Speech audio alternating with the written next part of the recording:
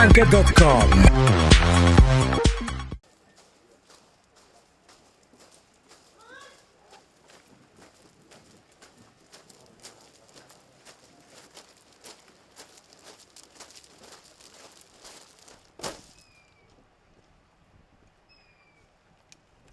Ethiopia, Somalia, Uchoga, or have the donor, Marathon, or have the donor, the winter Somalia. I assure you that Ethiopia's defense force will make a difference in Amisom operation by clearing Al-Shabaab from Sector 3 and 4 under the command of the force headquarters and completely implement Amisom's concept of operation in each of its military activity. And welcome to the official ceremony of welcome Public Information Officer.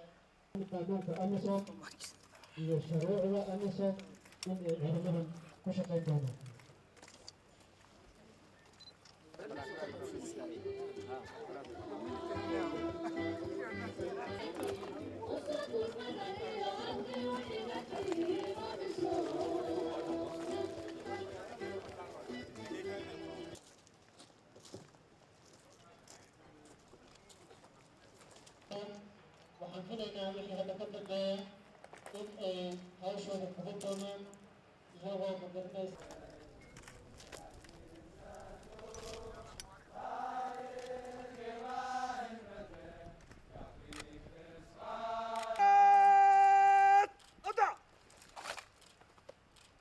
I can assure Somalis that yet Ethiopian troops were in Somalia before, but it was operating by own, but now they are operating under Amisom mandate.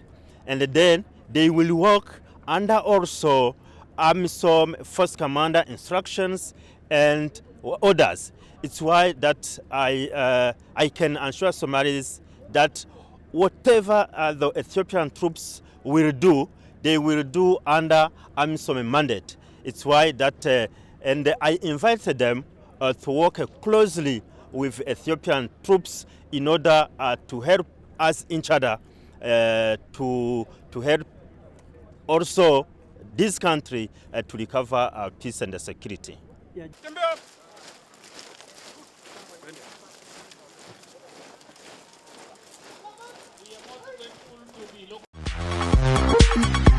Howlgalka.com.